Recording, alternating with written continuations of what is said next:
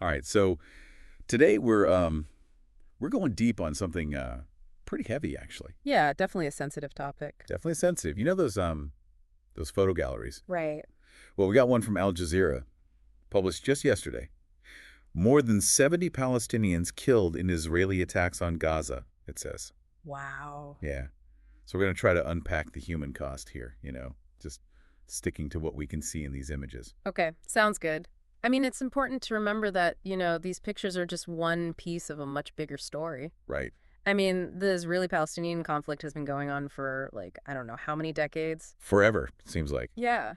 And both sides say the land belongs to them. Right, right. It's one of those things where you hear the same places over and over. West Bank, Gaza Strip. It's like The heart of it all, yeah. the heart of it all, exactly. And, you see that title there, more than 70 Palestinians killed.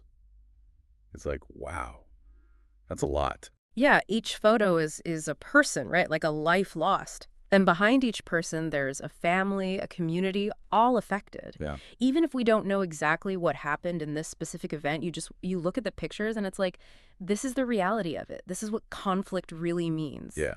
One image you sent over really stood out to me. It was a kid's shoe just laying there in the rubble, like a building had been destroyed. Yeah, I saw that one. It's just like, what was going on in that building? Mhm. What kind of life was happening there before? It hits you hard. Yeah, One shoe. It's just so personal.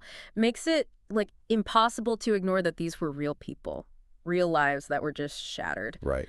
I keep thinking, there was a kid playing there and now it's just rubble. And families, whole families called that place home. They had hopes and dreams. And now it's literally in pieces. It's heavy stuff. And, looking at this photo gallery, it's clear Al Jazeera has a certain point of view.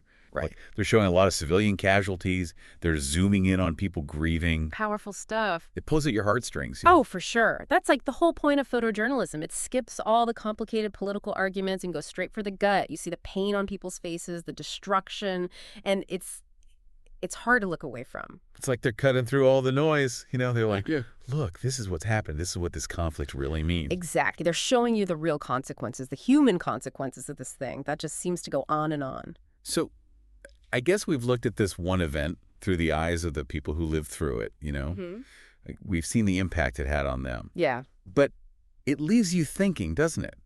Like, how do these photos, these really emotional photos, change how you see this conflict? That's the question, right? Yeah. Like, what do you do with these feelings? How do you make sense of them? And more importantly, how do they help you actually understand the conflict better? It's a lot to think about. It is. It's a challenge, for Yeah. sure. But it's worth it, to really grapple with it.